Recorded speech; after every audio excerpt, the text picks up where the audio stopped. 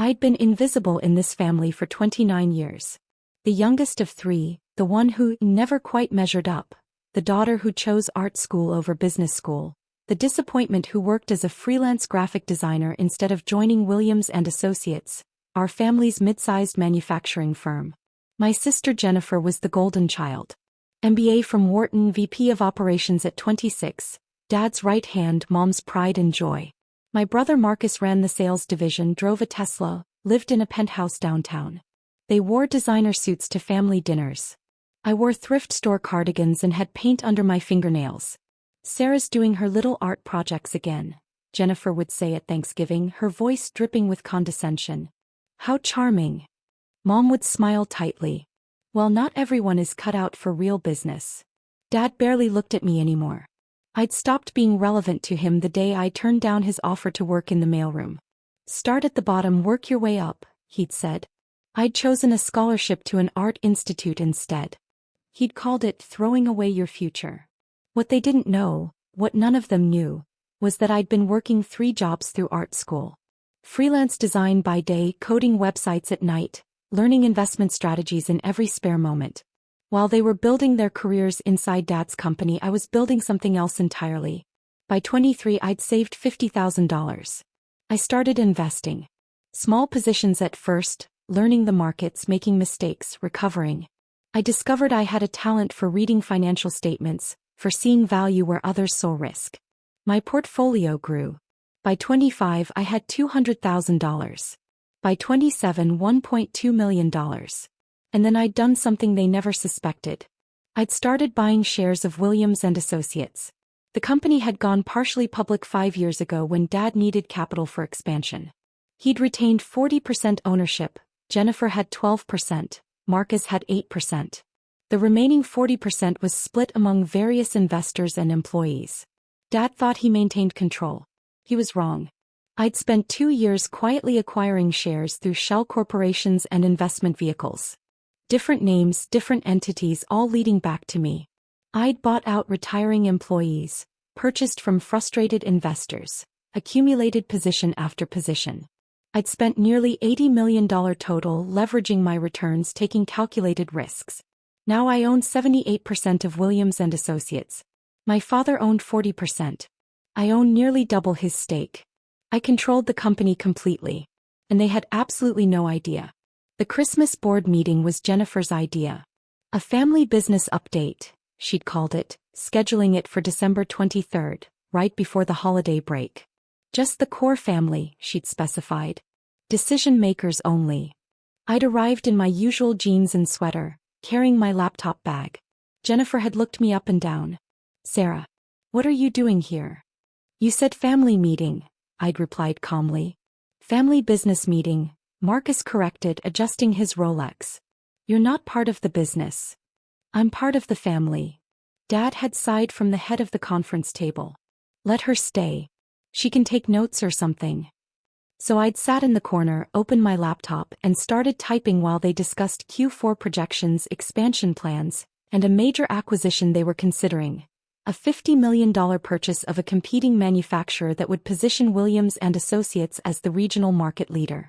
This is the big one, Jennifer had said, her eyes bright with ambition. This puts us on the map. National recognition. Maybe even international opportunities. The financing is tricky, Dad admitted. We'll need to leverage our credit lines, bring in additional investors.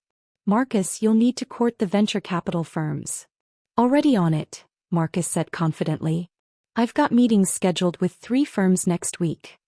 Jennifer had pulled up a presentation on the main screen. Growth projections. Market share estimates.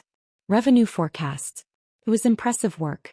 She was good at her job, I'd never denied that. But she was also cruel in ways that Dad never noticed. Of course, this is confidential, Jennifer had said, glancing at me. Family only. She'd emphasized the word family, in a way that clearly excluded me. I'd continued typing. Actually, Jennifer had said, her voice taking on that particular edge I knew so well. Sarah, maybe you should step out for this part. This is sensitive business information. I'd looked up. I'm family. You're not part of the business, she'd repeated. You've made that very clear over the years. You chose your little creative career over this company. You can't have it both ways. Marcus had nodded. She's right. This is for stakeholders only. Stakeholders, I'd repeated quietly. People with actual investment in the company's success, Jennifer had explained slowly as if I were a child. People who've dedicated their careers to building this business.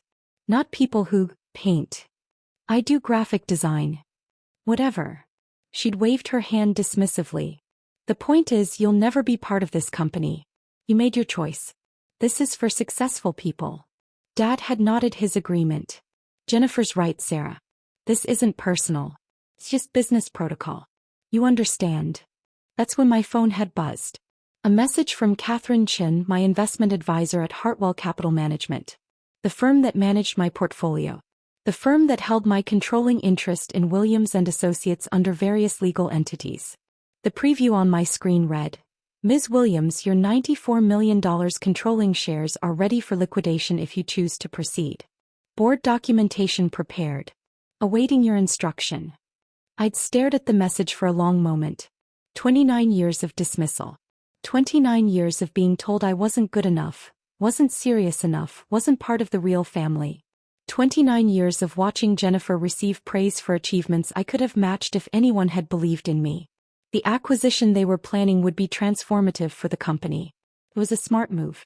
Jennifer's analysis was solid. But they'd need every dollar of credit, every investor relationship, every bit of financial stability to pull it off.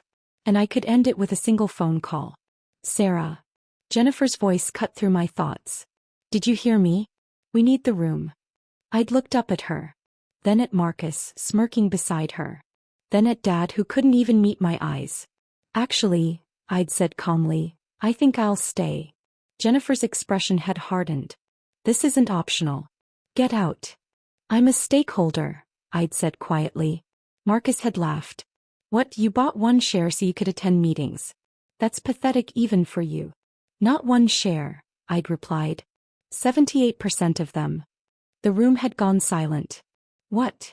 Jennifer's voice was sharp. I turned my laptop around, showing the screen. Catherine's message. Below it, the portfolio summary. Williams & Associates Holdings. 78.3% ownership across multiple acquisition vehicles. Total investment, $79.4 million. Current value, $94.2 million. Dad had stood up, grabbing the laptop, his face going pale as he scrolled through the documents. This can't be real. It's real, I'd said. I've been acquiring shares for 2 years. Shell corporations, investment trusts, strategic purchases. All legal. All documented. I control this company, Dad. I have since October. You.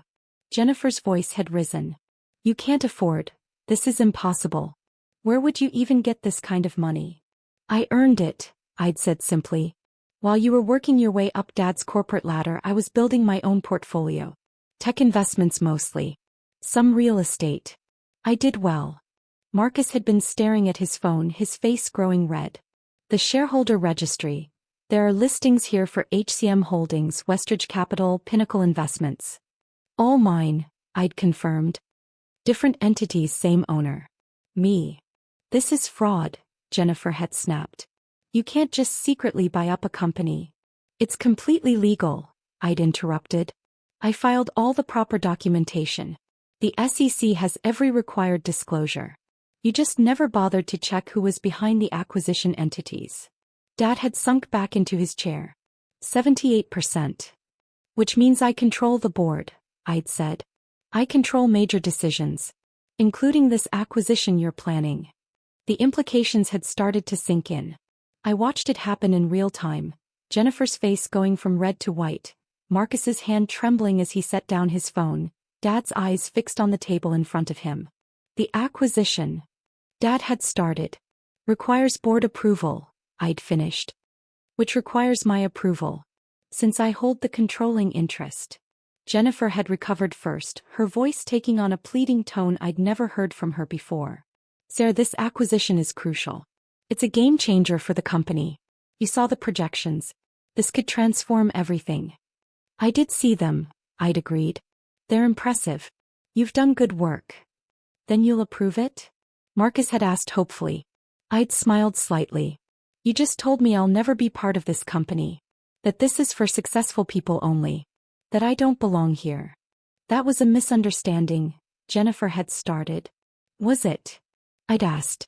Because you've been saying versions of that for my entire life. At every family dinner, every holiday, every gathering. I'm the failure.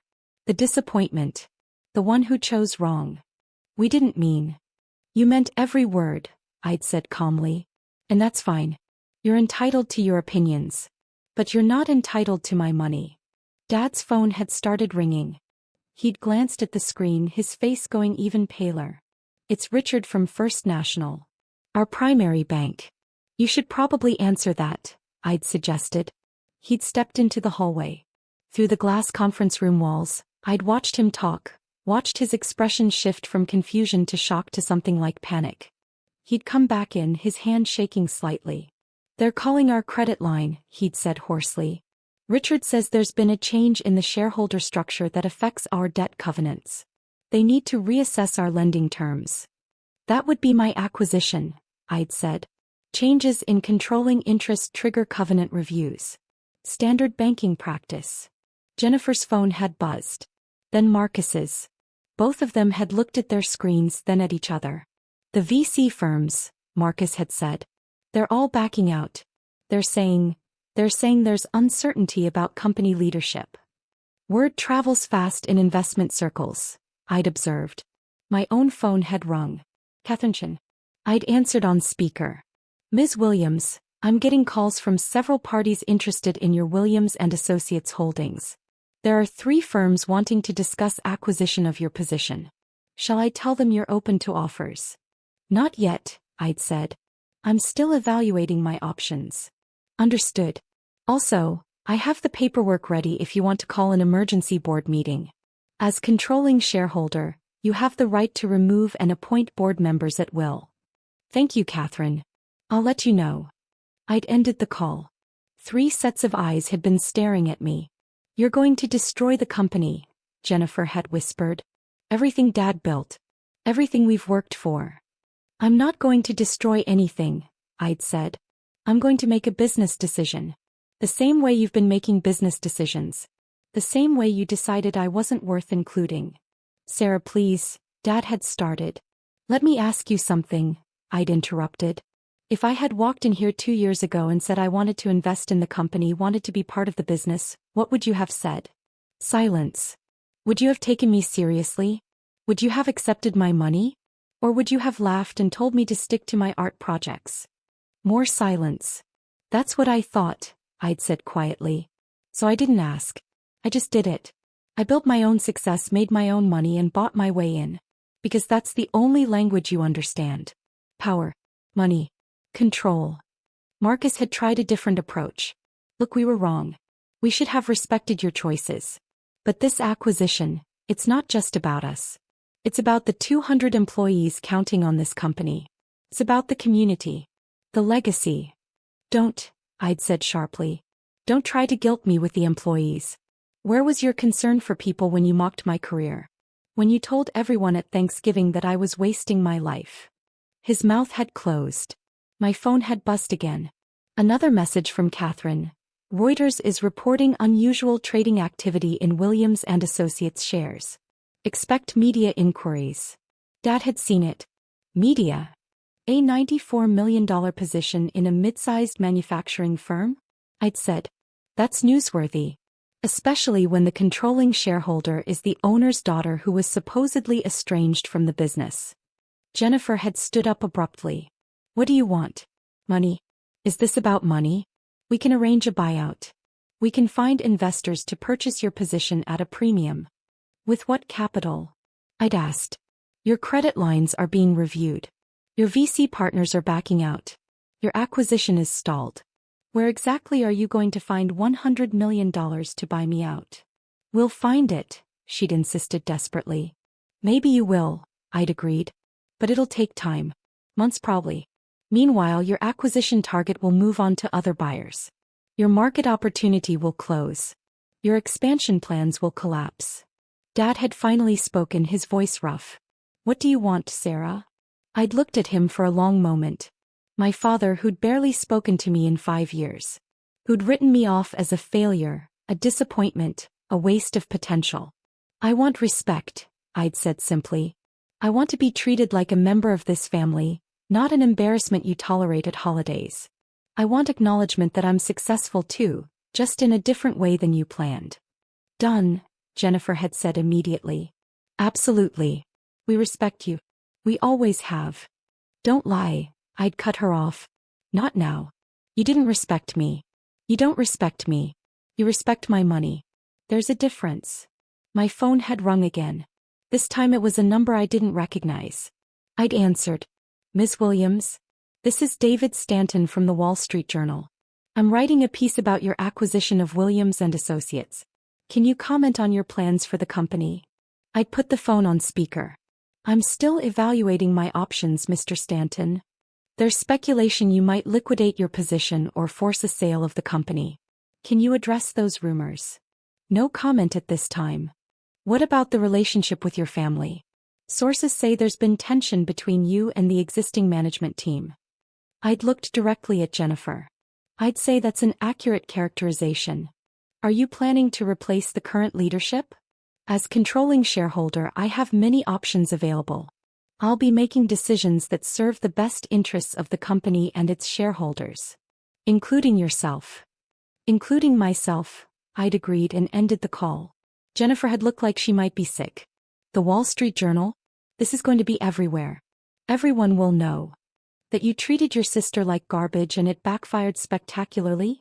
I'd finished. Yes. They probably will. Dad's phone had rung again. Then Jennifer's. Then Marcus's. All of them had stared at their screens but none had answered. That'll be the board members, I'd said. The ones who aren't family. They're probably wondering what's happening to their investments. You're really going to burn it all down, Marcus had said bitterly. Just to prove a point. I'm not burning anything down, I'd corrected. I'm making you understand something you should have learned years ago. I'm not less than you. I never was. I just chose a different path. And it turns out my path was more successful than yours. Catherine had called again. I'd answered. Ms. Williams, I have the CEO of Hartwell Capital on the other line. He'd like to speak with you about your holdings. Also, I'm receiving inquiries from 3 major investment banks about potential leveraged buyout scenarios. And, this is significant, I just got a call from Malcolm Chin at Sterling Ventures. He represents a consortium interested in acquiring Williams & Associates entirely. They're offering $180 million. The room had gone completely silent. That's above market value, I'd observed. Significantly. They see the acquisition opportunity you were discussing. They want to complete that deal themselves and consolidate the market position. With their capital, they could execute immediately. What would that mean for existing management? Typically, complete restructure. New leadership team. Current executives would likely be offered severance packages. I'd looked at my family. Dad's face was ashen. Jennifer looked like she was going to cry. Marcus was staring at nothing, his jaw clenched. Thank you, Catherine. I'll consider it. They need an answer by end of day tomorrow. This is a time-sensitive opportunity. Understood. I'd ended the call and stood up. I'm going to go now. You all have a lot to think about. So do I. Sarah, wait, Dad had started. I'll let you know my decision, I'd said. About the acquisition. About the company. About everything. But I'm going to think about it on my own terms, not yours. This is our lives, Jennifer had said, her voice breaking. Our careers. Everything we've built. Yes, I'd agreed. It is. Just like my career was my life and you spent years telling me it didn't matter. That I didn't matter. That I'd never be successful, never be part of this family's real legacy. We were wrong, Dad had said quietly. Sarah, we were wrong. I'd paused at the door. Yes. You were. And now you're going to find out what being wrong costs. I'd walked out, leaving them in the conference room. By the time I'd reached my car, my phone was exploding with calls. Investment firms. Media outlets. Business reporters. The board members. Family friends. Everyone suddenly very interested in Sarah Williams, the overlooked daughter who turned out to own everything. I'd driven to my small apartment, Not penthouse, not mansion, just a modest one-bedroom in a decent neighborhood, and sat on my couch. My laptop was open, showing real-time updates. Williams and Associates stock price was fluctuating wildly on the private markets. News articles were already being published. Secret shareholder revealed in family business drama. Estranged daughter controls manufacturing firm. Williams and Associates in turmoil as hidden majority owner emerges. My phone rang. Mom this time. Sarah? What's happening? Jennifer called me crying. She says you're going to sell the company? Your father's life work. I might, I'd said calmly. How could you? How could you do this to your family? How could I? I'd repeated. Mom, do you remember my art school graduation? You didn't come. You said it wasn't worth taking time off work. But you took a week off for Jennifer's MBA graduation. Do you remember my 30th birthday? I invited everyone for dinner. No one came. You all had a family business dinner that I wasn't invited to. On my birthday. That's different. It's not different. It's the same pattern over and over for my entire adult life. I wasn't worth your time unless I was doing what you wanted me to do. So I stopped asking for your time. I built my own life. And it turned out to be more successful than you ever imagined. So this is revenge. You're going to destroy everything your father built because we hurt your feelings. No, Mom. This isn't revenge. Revenge would be destroying it. I'm considering my options as a businesswoman with a $94 million investment. That's what successful people do, right? Make hard business decisions. She'd been silent. I'll let you know what I decide, I'd said and ended the call. The next 24 hours were chaos. The story had gone national. Forbes picked it up. Bloomberg covered it. My inbox was flooded with interview requests, investment proposals, and messages from people I hadn't heard from in years. The Sterling Ventures offer was real. $180 million for the entire company. They'd restructure, complete the acquisition that Jennifer had planned, and build the empire my family had dreamed of. Just without my family running it. I'd sat in my apartment looking at the offer, thinking about everything. 29 years of being dismissed. Years of watching my siblings receive praise I never got. Years of family dinners where my accomplishments were charming, while theirs were impressive. But I also thought about the 200 employees. The real people whose lives depended on the company. The legacy that, despite everything my father had built from nothing. The fact that Jennifer's acquisition plan really was smart and Marcus's sales strategy really was working, and the company really did have potential. And I thought about who I wanted to be. Did I want to be the person who burned it all down? Or did I want to be better than they'd been to me? On December 24th at 4:47 p.m., I'd called Catherine Chin. I'm not selling, I'd said. You're keeping your position? I'm keeping my position. And I'm approving Jennifer's acquisition. But I'm restructuring the board. I want a seat. Not as silent investor but as active board member. I want quarterly meetings where I'm treated as the controlling shareholder I am.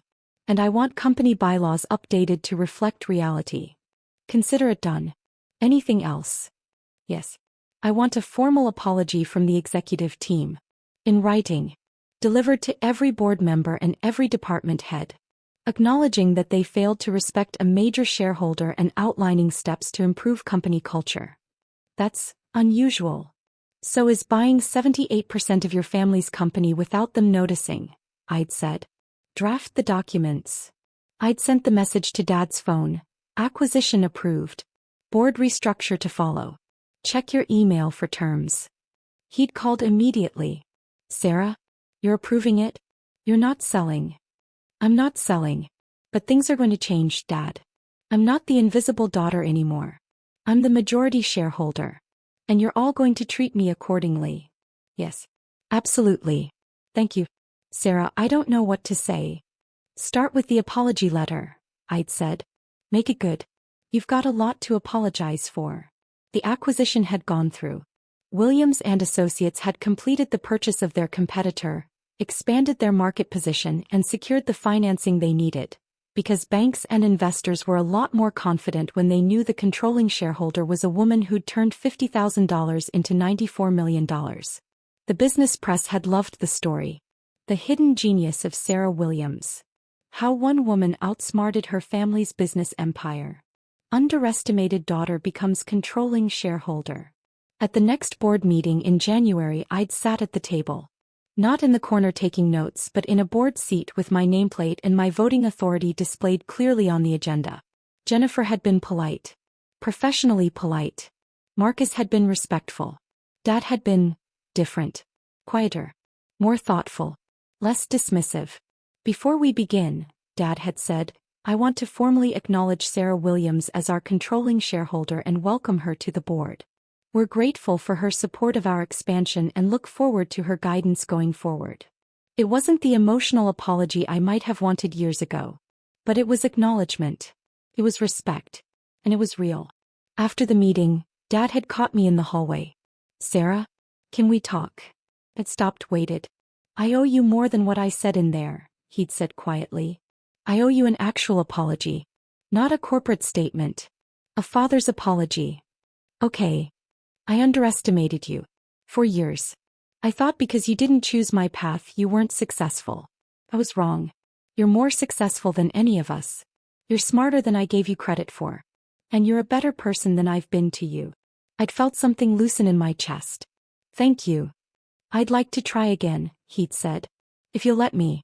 Not as chairman to shareholder. As father to daughter. I'd looked at him for a long moment. That's going to take time. I understand. But I'm willing to try. He'd nodded, his eyes bright. That's more than I deserve. I'd walked out of that building as a different person than I'd walked in. Not because I'd gotten revenge.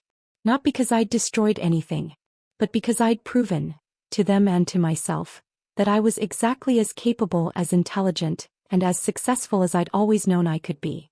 They just needed $94 million worth of proof to see it.